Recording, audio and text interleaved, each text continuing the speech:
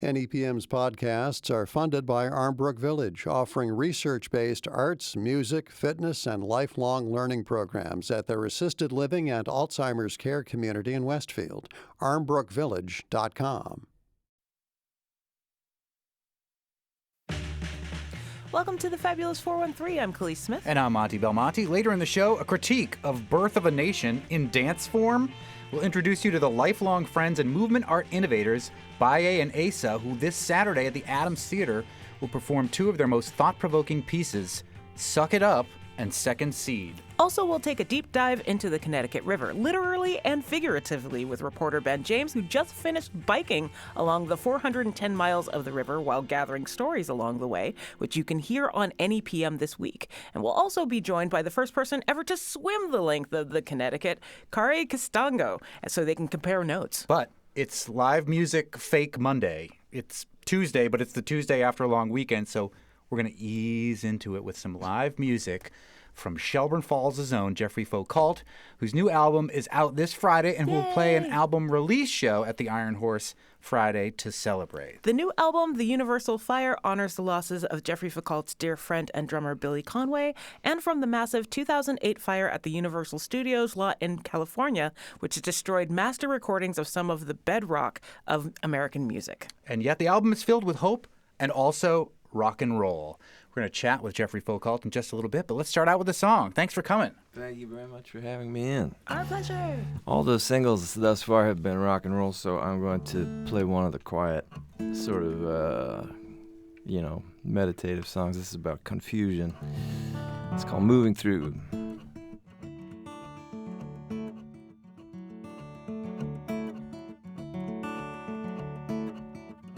Moving through the city lights, neon cold, sodium white. I don't know where I am tonight.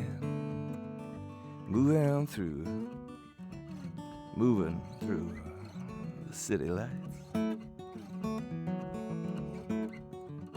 Moving through the heart's-worn fields, sown in salt, a bitter yield. I don't know how I'm supposed to feel. Moving through, I don't know what's real, and I don't know.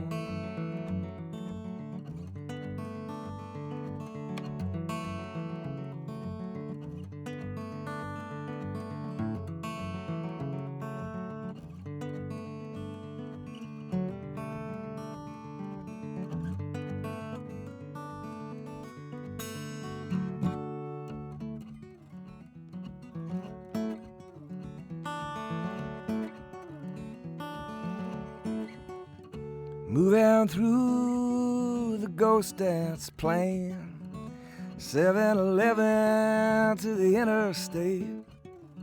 I know it's all gonna blow away. I keep moving through anyway.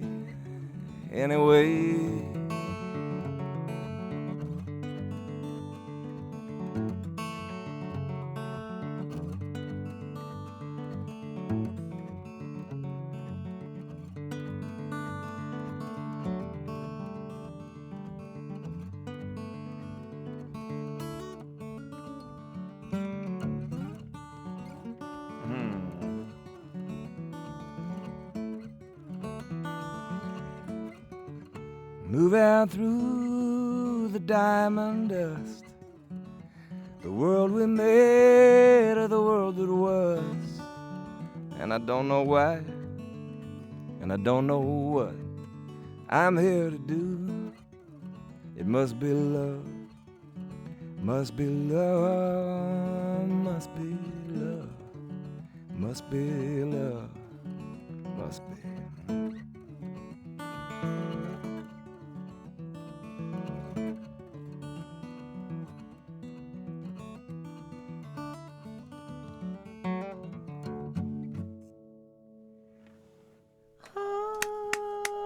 Local hero Jeffrey Foucault from the new album The Universal Fire, which will be out this Friday, right before his show at the Iron Horse. Great article by my friend Bob Flaherty in The Recorder, an interview with you about this album.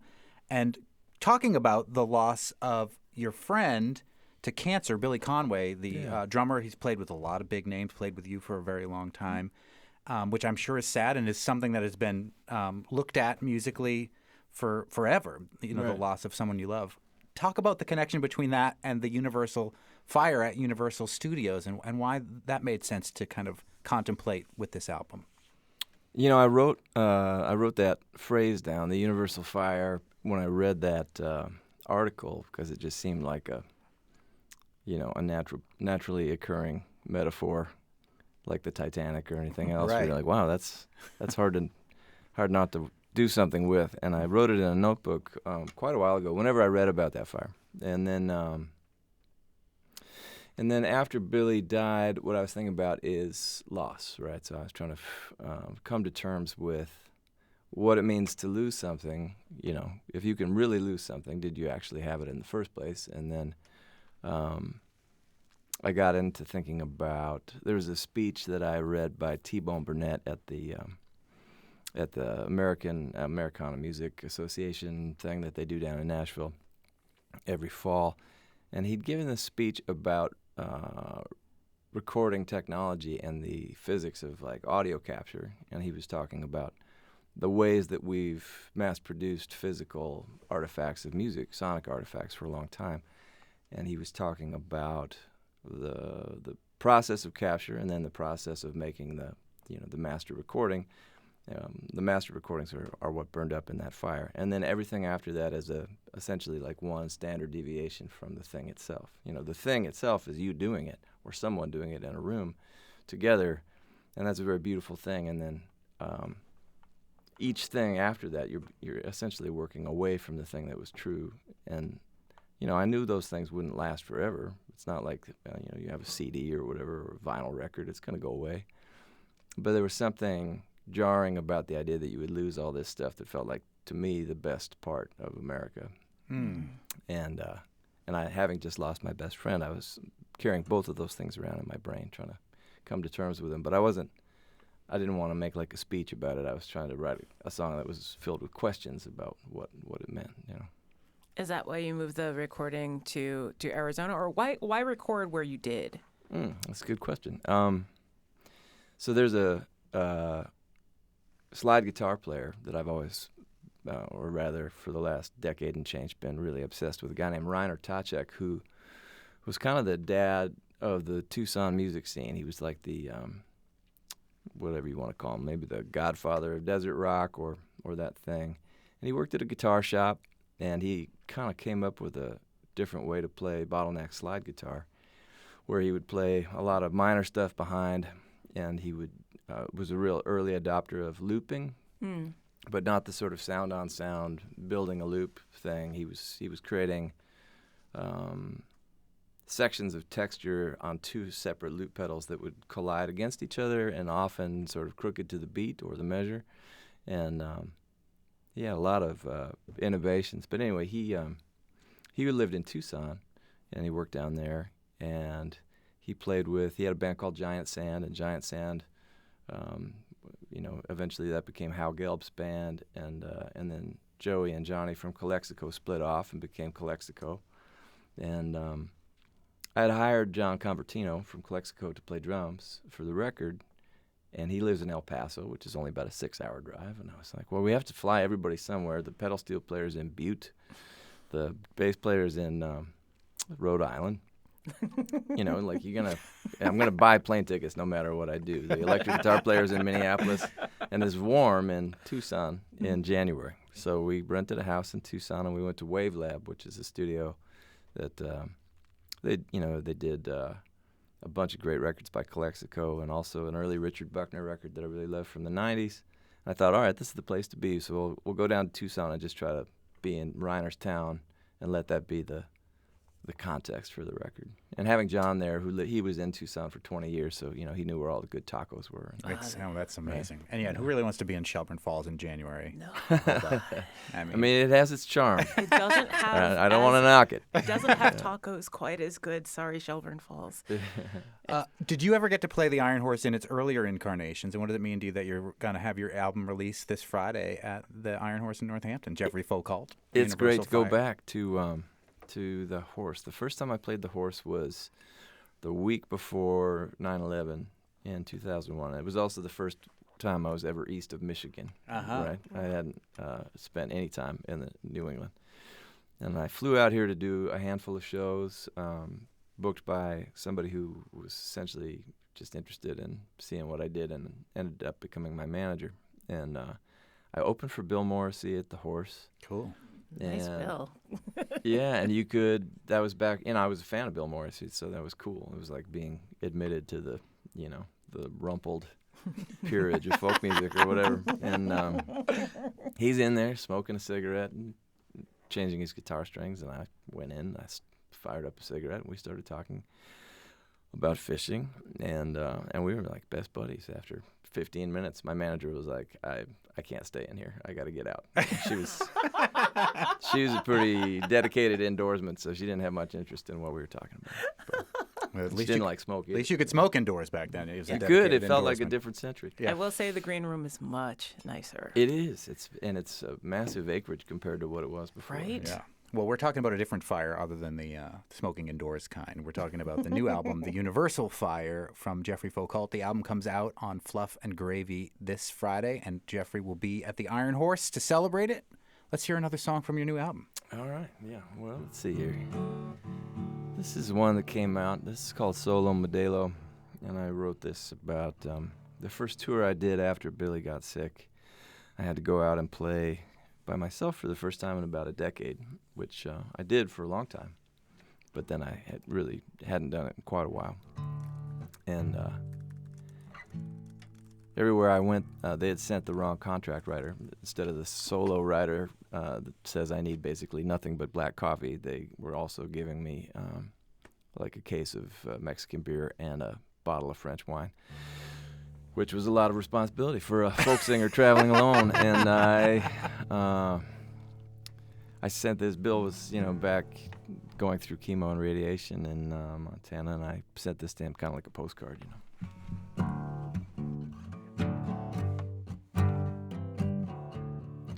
Solo Modelo, Solo Hotel, so low I can't tell you, but I'm wishing you well. Wishing you well. Solo gas station, Solo cafe, Solo I've been crying since you went away. You went away. You went away. And I know you've been walking the valley alone. One crow above you, it won't leave you alone. And I know you've been singing your way through the dark, and your silk scarf and your denim don't keep you warm. No, no, no.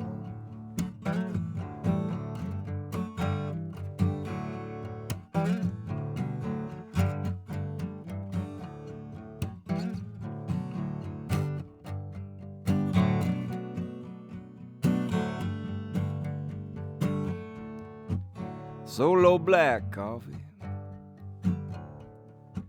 Solo green room, Solo at midnight, and I still solo at noon. Solo Milwaukee, Solo LA, So low I'm thinking about walking away. Walking away. Walking away. Walking away. I think I'm walking away. So long, oh day long. So long, oh day long. So long, oh day long.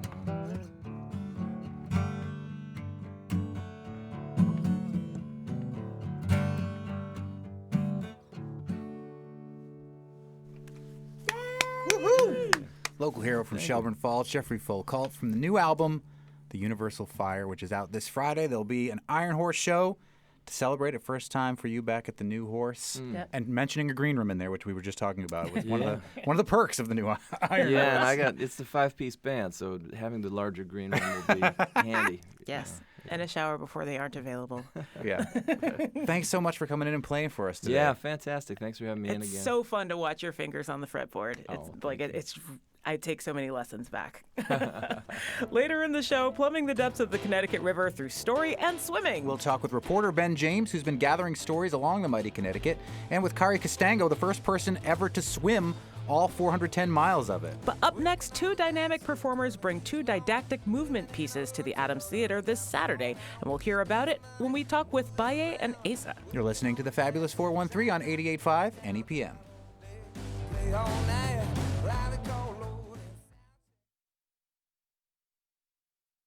The Fabulous 413 podcast is funded by the UMass 5 College Credit Union, offering co-op advantage checking with cash back on all purchases, plus secure debit card controls, all from the UMass 5 mobile banking app.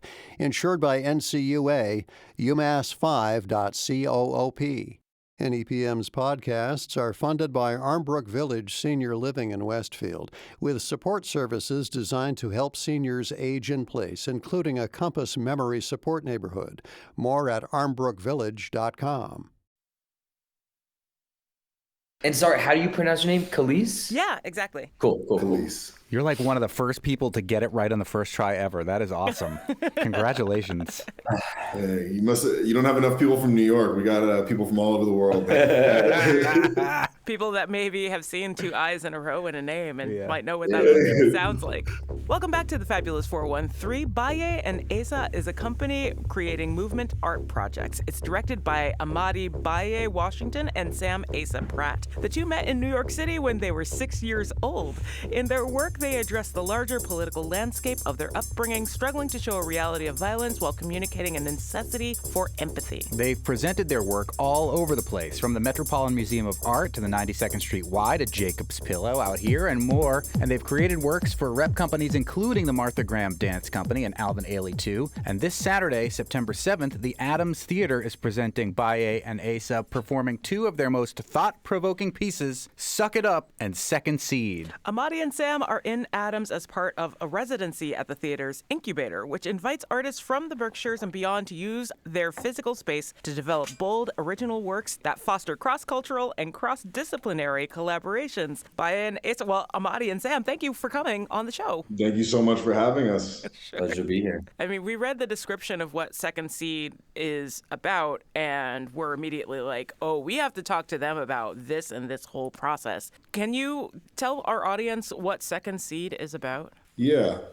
So Second Seed is a response to D.W. Griffith's The Birth of a Nation, which is a film that was made in 1915, and it's basically a veneration of the KKK. It lionizes them as heroes and saviors of the white race. And it was made during Reconstruction South, when there was a lot of integration between Black and white populations. And the film paints this picture of newly freed slaves as a menace to society and barbaric, and particularly dangerous to white women. And so this is a narrative that continues throughout American society and American history. And we started by making Second Seed actually as the first seed, and it was just a duet between the two of us. And it became a whole body of work. And then we found that silent film is dance film. And because The Birth of a Nation is a silent film, and it was a part of an era of silent film kind of starting to bubble up as this new medium in the world. We thought that returning to it in 2020,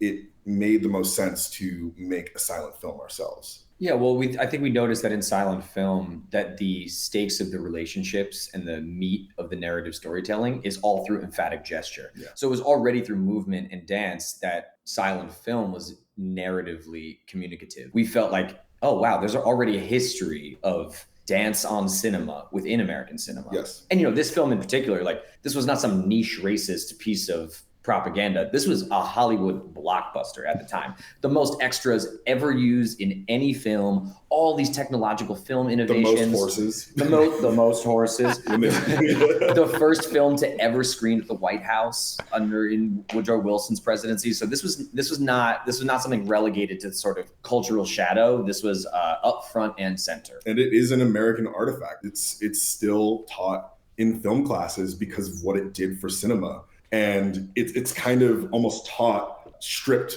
from its identity as this really racist film. I'm sure. Don't think about that part. Don't think about that part. Just think about the film, the cinema. I don't know. Maybe that's changed in universities since, especially since the pandemic and George Floyd's murder. I think has centered critical race theory and talking about race as the forefront of a lot of American identity in classrooms. So hopefully that's taught a little bit differently these days. But we always found that to be a fascinating aspect, that it's just looked at as this artifact. Yeah, I feel like it depends on your instructor. My film instructor in college was Black, so we definitely got that aspect of the film when it was taught, because it is the first American blockbuster. It wholeheartedly is. It's bombastic. It's over the top in good and very bad ways. I had a white history teacher in high school, and we were taught, this is a huge movie, but it's wicked racist. So I actually feel pretty good about my public high school education, saying like, hey, people talk about this movie a lot. You should know, super racist. And we're talking about the adaptation of D.W. Griffith's 1915 silent film, The Birth of a Nation, into this incredible movement piece called Second Seed that Khalees and I both watched some clips of from Baye and Asa that will be performed this weekend in Adams at the Adams Theater. I got ahead of myself. You two have been dancing together since you were 6? Well, yeah, we've known each other since we were 6, and probably a few more years until we got our first African dance class that was like an option instead of gym. And we both jumped at that opportunity, and once we heard the drums, it was over for us. Yeah.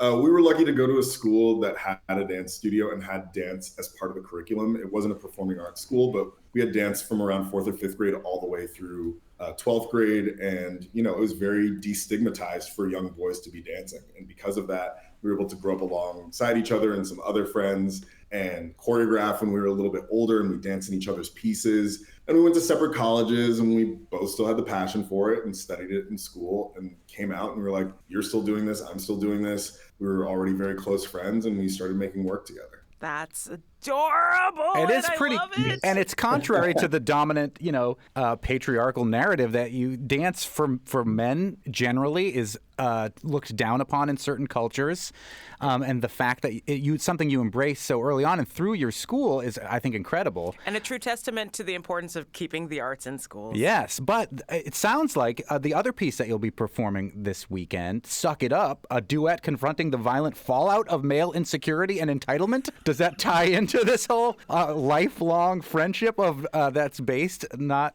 in any small part, in the world of movement and dance? Yeah, I think, it absolutely does. And I think we, in an attempt to speak truthfully about something that we tackle a lot of large political issues around large systemic violent trends in American history and American racism in particular. And we felt that, because of our two bodies on stage as a Black man and a white man together, people often read into that, especially American audiences, that the racial element is present already. But we also wanted to speak to the fact that we are two cis het men on stage dancing together, and what that brotherhood and dynamic and how that exists between us. And we see in all of the political dialogues that we have, it's often violent men at the end of the day who are causing most of the chaos and upheaval. And so we wanted to sort of poke fun at ourselves personally and also be able to speak about the ways that violence operates in a lot of the political dialogues we have more generally. And because of the relationship, the very close relationship that we have,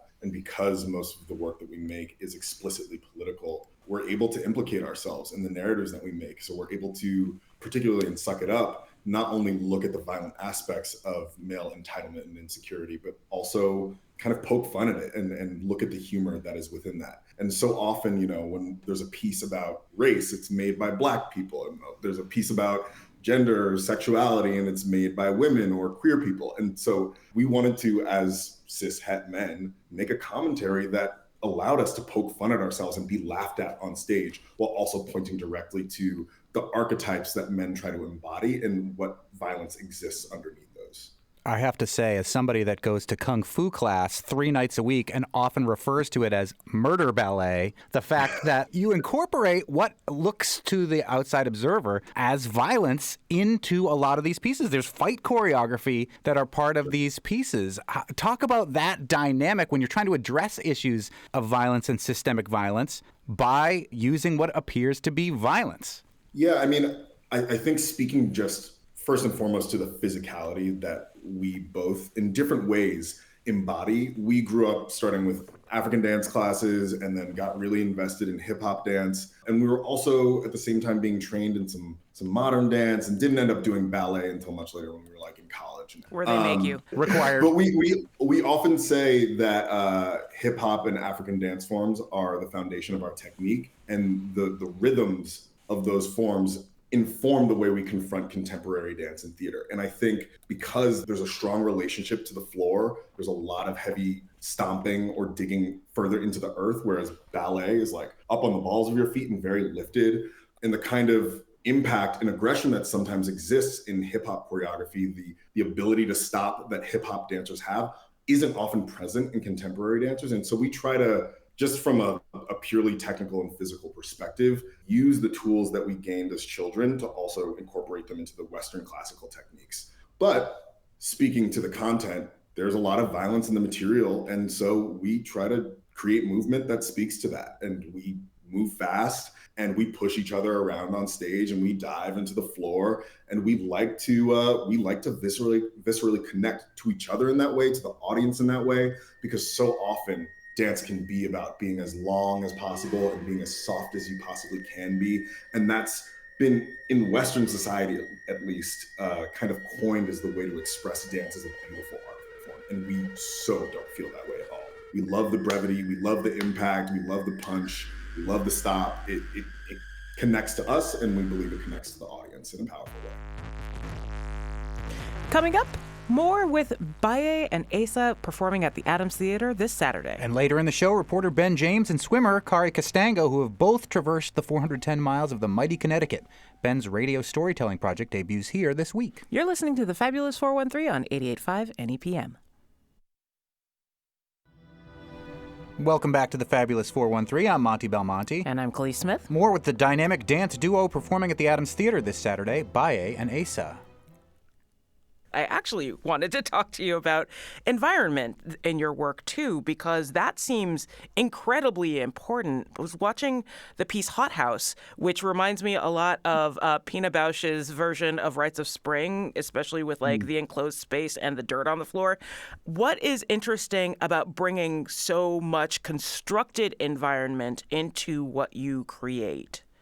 Well, it's kind of how we think often. We think in light and set when we're having discussions initially about a work, even before we get in the studio and start creating movement. We don't want to be American choreographers that are relegated to what we refer to as lights and tights. So, there used to be a lot of money in the United States for dance. The NEA used to have money, and our political representatives used to enjoy funding art. And I think there were certain performance art things that maybe certain political representatives couldn't justify to their constituents on why it's important to fund those things, more experimental stuff. And I think certain administrations have taken away from the funding of the NEA, and America no longer has federal support for dance in the way that it did. Martha Graham Alvin Ailey, Mark Morris, Jose Limon. These people are legends and giants of the dance world, but they also received real funding. I truly do not believe that they are unique geniuses. There are people who are creating work here, now, in the contemporary time that are just not receiving the same amount of funding and therefore are not as prolific in this moment in, you know, American art making history. And that being said, you know, it's a hard thing. Like that set, you know, since we performed it in New York City for a premiere, and then we performed it at the University of Maryland. And then ever since then, we haven't taken the set anywhere, and it's sitting in a storage unit. And that's also why a lot of these companies have to stop using this model, because it is expensive to retain the materials. It's expensive to ship the materials, so it makes it less attractive to some presenters. And we just went abroad to Berlin and to Greece and performed Hot House. And we had, instead of a full floor of dirt, we had a little pile of dirt in one part of the stage. And instead of the big enclosure, we had like plastic sheets around the edge of the proscenium. There are a lot of compromises that you do sometimes have to make in order to have your work just be seen, because not everybody has the budget to bring you everywhere. But what we feel is that by creating environments and creating spaces that people can imprint their own imagination onto, dance can start to augment the perspective of what that thing is in relationship to the bodies in the space, which is so different than regular theater, which is normally an identified place and space. You know, we often say dance has the ability to liberate thought into indeterminacy. And so a lot of other storytelling art forms often direct you towards, this is the end of the story, or this is the thesis of the piece. And dance has this amazing ability, because it's nonverbal, to not be so didactic and allow the audience for different perspectives and takeaways. And so by adding on top of the dancing body, a set, a perspective, a space, we think it gives a lot of power and impact to dance pieces that they often lack because people don't have money to pay for that. Plus, how often do you get to see people dance with hoses and paint? Yeah, fun. Yeah. We're speaking with Amadi Baye Washington and Sam Asa Pratt, who are Baye and Asa, who are coming to the Adams Theater this Saturday, September 7th, to perform two pieces that look incredible, Suck It Up and Second Seed. We haven't done a lot on this show about the Adams Theater in Adams, Mass., not North Adams, where we've spent an awful lot of time. And you're there in an incubator setting. Tell us about what it's been like in the time. I think you're spending a whole week there in anticipation of this. Tell us about how that has been, your impressions of this part of the world. Well, we got here yesterday. Okay, so we'll give you some time.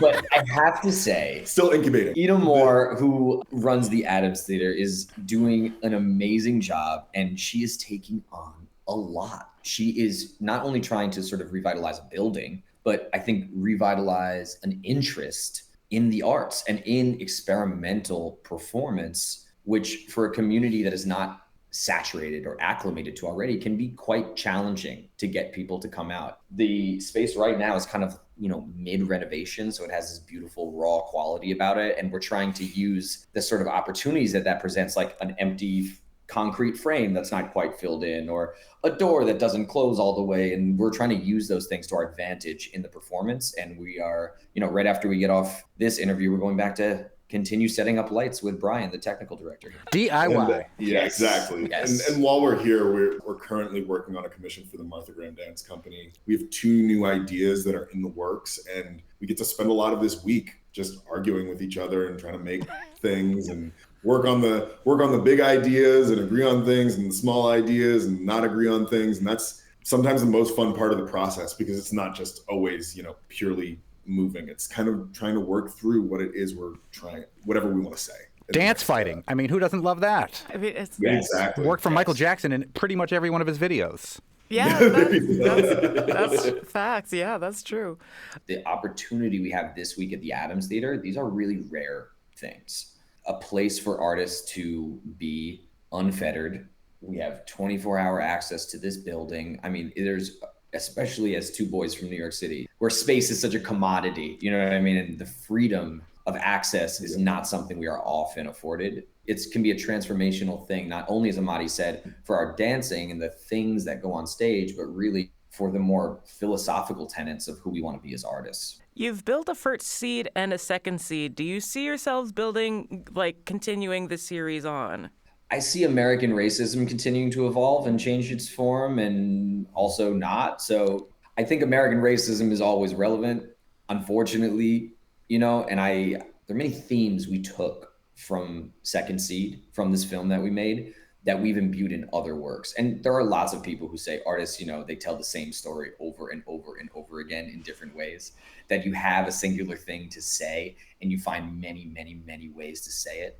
I'm finding the truth in that in Amadi and I's work, and I'm still excited by those conversations. Yeah, and I think in terms of continuing specifically this body of work, First Seed, Second Seed, I don't know that we'll continue working with The Birth of a Nation, but I don't want to say no, because I think it's always relevant. I think it's a part of American history, and it's baked into American history. You cannot look at it as a moment in time. It's a part of cinema history. So I think we will, like Sam is saying, always return to the themes, but in terms of the specific content of The Birth of a Nation, I think that there will inevitably, unfortunately, be a time where it becomes salient again, and maybe we will revisit it. But I think in the immediate future, we want to move on to other ideas and figure out new ways to relate to each other and relate to the dancers that we want to work with. The fundamental thing about Second Seed is that, it's about this delusion that white people are under attack, politically, culturally, and that delusion is present right now in America. And I think will continue to be. And I think that starts, there are lots of roots to that. The first root being like Adam and Eve are two white people in an idyllic garden and birthed the entire world. Like that delusion, I think, is like the beginning of the current iterations of that, which is, about the brown menace from the southern border of America, or it's about a Muslim refugee population, whatever the new menace has become. There is a fear that white people are being replaced and that white people are under attack. And it is what is fueling an entire political movement right now in our contemporary America. So I think that will continue, unfortunately. And therefore, the conversations we're having around all of these things are salient. In sort of similar and connected fashion, you're planning on doing a talkback after the performance on the 7th. As someone who has done them and had the outcome be both beneficial and sometimes entirely not beneficial at all, how do you feel like talkbacks are...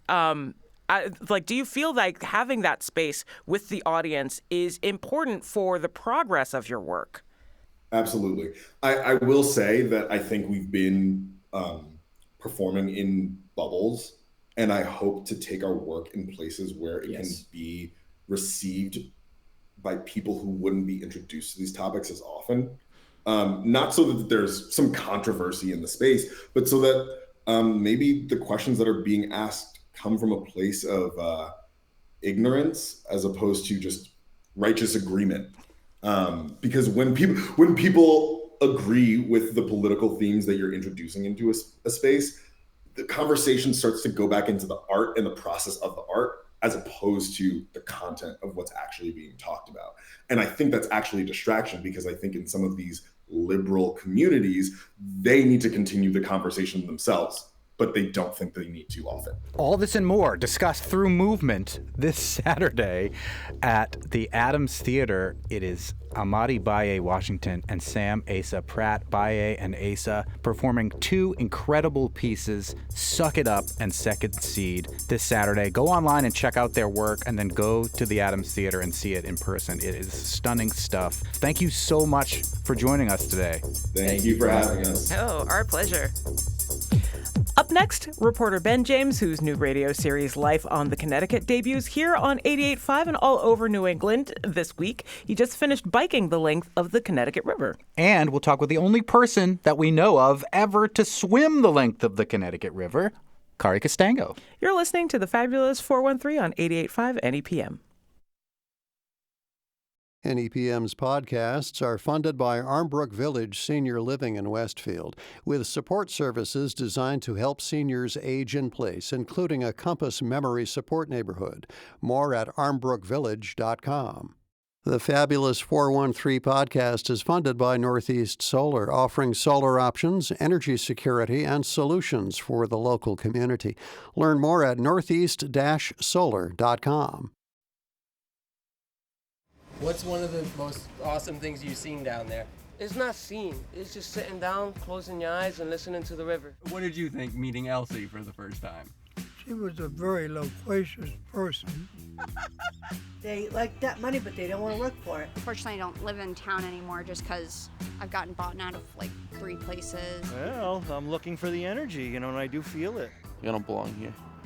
I belong somewhere big, big things, different things. And now we're starting to see the influx of money, i.e. New Yorkers, which is good and bad. Those are snippets of the many amazing, interesting people who live along the Connecticut River, flowing right through the middle of New England. This summer, reporter Ben James hopped on his bike to meet and interview as many of those people as he could. NEPM, in partnership with New Hampshire Public Radio, Vermont Public Radio, and the New England News Collaborative, has a series out this week called Life on the Connecticut. And we are joined here in the fabulous 413 by reporter Ben James and another person who knows the Connecticut River intimately, a previous guest on this show, Kari Kastango, who became the first person to swim the entire 410 miles of the Connecticut River. Ben did it on bike. And it's a wonderful series, Ben, and some amazing stories. But I want to start out with to have been a fly on the wall in the green room. I know, and this is why I wanted to bring you two together. Like, oh, you must have tons to talk about. So I'd walk by and you'd be like, well, what about this bridge? And well, what about this place? So what were you all talking about in the green room there? Kari? Kari? Yeah. Well, I was mentioning to Ben how we could go back to a certain spot and see like a street lamp or something, and that particular spot would come to life. A lot of people would just think it's an inanimate object, but that there's such a rich story. I just had that it. experience driving down here. I haven't been down to Springfield, I think, since I did my bike ride, and there were all these new spots that I spent time riding around, exploring, photographing, and it all came rushing back. So it's just the sensorial experience of the river and the towns around it is extraordinary. Now it's imprinted on your bodies. Yeah. Mm-hmm. What made you, Ben, want to cover this as a story, to experience, to report by riding your bike along the length of the Connecticut River and gather stories that way? I started taking photographs. I was photographing in the Northampton Meadows, Holyoke, Turner's Falls, and really feeling like just more and more interested in the people, more and more, and that there's something awesome with the light that is connected, I don't know how, to the river in some ways, and suddenly I was just like, oh, I could do the whole river, and decided that biking was my way of doing it. I was aware of Kari's trip, but that wasn't. Did you know it was how many miles did you? I had to biking? look it up to I started doing some research, and luckily my first idea was that I was going to ride from my home in Northampton north, and I'm so glad that something clicked and I realized gravity actually goes the other direction, that I should. There's a reason why the river flows into the sound. Exactly. Yeah. So that was a major revelation. I was going to start up there. But it was really amazing to start looking at maps and realizing I had no idea what the world was, and I couldn't have imagined it until I was up there. That North Country area was just extraordinary. The people were awesome. The ATVs were loud. It was like a thing. So, did you experience that, Kari? The ATV world up there? Yeah, yes. It's really... Even in the river with the water over your ears. Yeah. But I imagine they're loud enough that you can just constantly hear them. Yeah. But were there difficult stretches that you found lined up, or was there something that was really difficult to navigate by bike that ended up accidentally being easier? Well, I learned that Kari did a lot of biking, actually. Like, you would swim down and then have to bike back up to your car. Yes. So. Portage is, that's an issue, yeah. And there are places, obviously, that you can't swim. You can't swim over the Turner's Falls Dam and live. So you have to, get out and go around and that sort of thing. And I'm sure, did the Connecticut feel accessible the whole 410 miles by bike, Ben? No, I was saying this to Kari, that there were stretches that I. My structure for myself was I was going to take whatever road was closest to the river. Uh-huh. And so sometimes those were dirt roads, and sometimes I got stuck and had to turn around. But there were plenty of times where I felt like actually, there would be like an hour or two where I didn't spot the river at all. And then I'd come back to it and feel so satisfied, like seeing it again, Meanwhile, Kari's in the water the whole time. Did you ever stop and put your feet in the water? Oh, sure. Yeah. Yeah, I waded in. I didn't actually swim. It was... Not because I could have easily, but it was actually somewhat chilly. I avoided the heat waves, so I didn't have blaring heat during my part of the ride. And we're speaking with Ben James, the reporter who's done work for the all the public radio stations in New England for this project, biking the length of the 410 miles of the Connecticut River, and Kari Kastango, who swam it last year. A large part, one full section of your reporting is on the ecology of the river, which I know was a large part of why you swam the Connecticut River. And people talking about what it was like before. But did you encounter any spots where that something similar still seemed to be happening, where the river was still kind of congested with terrible things people are doing to the water that we drink and use? Kari? Well, at different points there was trash to contend with. Other times, I was explaining to Ben that there's certain bridges where I know there are tires not too far away to go back and retrieve. How about you, Ben? Yeah, I didn't experience the water was fairly low, and there were moments where I would, catch a little bit of a whiff, but of something, but the whole time I was talking to people and talking to plenty of older people who were describing the river to me like it was when they were growing up.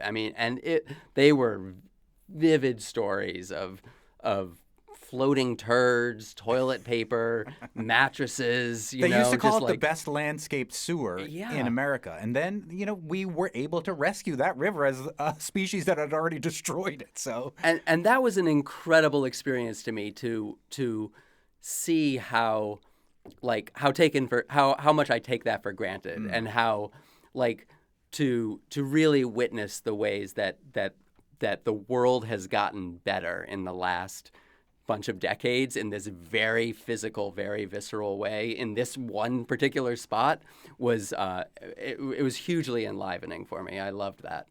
That being said, and I don't want to divulge too much because I want you to listen to the radio or go to NEPM.org to listen to the stories. A lot of the stories you talk about are very heartbreaking, and people were very candid about loss, about substance abuse, about losing loved ones. How was it as a reporter on a bike along the river? How were you able to get them to be so open about the stories of what was going on in their personal life, apart from they just lived near the river? It didn't even necessarily have to do with the river proper. Yeah, the river in that sense was just a thread to tie me to these towns that I wanted to meet people in. And I don't think it was a matter of doing something that made them do it. I was constantly in awe of the fact that people were willing to talk. I think the fact that I showed up on a bicycle wearing a helmet with a fuzzy mic attached to my handlebars was so dorky, so disarming that people were like, I have to find out what this is. It was basically he is not going to hurt me no matter what happens. So Ben is a kind and unassuming gentleman. He's a non-threatening human presence. I can attest to that. No sane person would gather this much evidence against themselves. Yeah, he's on a bike. Right. Yeah. But then it was just a matter of listening. I definitely I have to go into a different frame of mind. I think in my general waking life, I spend a lot of time putting a lot of filters up of not talking to strangers, not hearing people's deepest stories, and I had to take some of those down. But as soon as I was just open to listening, people really just felt comfortable sharing. And I felt awe toward that all the time. Yeah. Kari, you swam the length of the Connecticut River. If you could go in today on a mid-70s late summer day, what's the best place to swim in the Connecticut River? Well, there's several. One is close by from Elwell Island here in Northampton. Any of the Connecticut lakes up in Pittsburgh. Go check out. I didn't even know we lakes. had a Pittsburgh in New England. Yeah, with no H. Oh, okay. Yeah. And it's very deceiving because Pittsburgh is actually, it's called a town. It is a township, but it's actually the size of all of northern New Hampshire. It's huge. It's actually the biggest township in the United States, or maybe the second biggest now, or something like that. And I love that it's that there is no beginning of the Connecticut River. That's one thing I learned from your story too. That I always think of it as bing, this is the beginning, but there's no true one place that it begins, right? I mean, there is. It's officially. I was being a little like poetic. What does it mean for a river to actually start? I don't like. Come on, that's silly. You know, like if it's going from that to what we have down here, it's not really one place that it starts. It only really becomes the Connecticut once it crosses the Canadian border. Well, it doesn't go over the Canadian border. No, it starts right at the border. There's that lake, and there's a trickle of water coming out of Fourth Canadian Lake. We both went to it. We did. We talked about each of us at different times have tried to start walking between the Fourth Connecticut and the Third, but we would have needed a machete to cut back all the. Because it's that much of a trickle at the beginning there. Well, it's like a overgrown, swampy area. Yep. To what beautiful part of it runs right through the fabulous 413 here. And you talk so much about with people that we know and respect, like Liz Ogilvie, who's been on our show, about ecology and politics. She's a superhero. The economy gets into this, about the rent in places like White River Junction and to Holyoke. And beautiful stories of just experiencing the river via the Lady V boat ride. It's happening this week on NEPM and other public radio stations across the country. It's called Life on the Connecticut River, and it was from reporter Ben James, who rode his bike along the Connecticut River. And we've also been lucky to be joined once again by our guest who joined us last year after swimming the whole length of the 410 miles of the Connecticut River, Kari Kastango. Thank you both so much. Thank you. Our pleasure. Don't forget, it's primaries day. Yep. So if you haven't voted yet, think about voting. Tomorrow on the Fabulous 413, we'll introduce you to Yunez Ramon, an artist installing boundary-breaking and thought-provoking work on Smith College's campus. And rangers from the Springfield Armory who will spend the weekend showing folks what the trades of the past looked like. The Armory has rangers? The Armory has rangers. They're not Army Rangers, but they're rangers at the Armory. Plus, we'll talk with word nerd Emily Brewster, resident wordster from Merriam-Webster, about the longest words in the English language. If you have a question for the word nerd, you can always send it our way, thefab413@nepm.org. We leave you with more from our first guest on today's show, Jeffrey Foucault, from his new album. On Friday at the Iron Horse. The album's The Universal Fire. I'm Monty Belmonte. I'm Khalees Smith. We'll talk to you tomorrow on the Fabulous 413.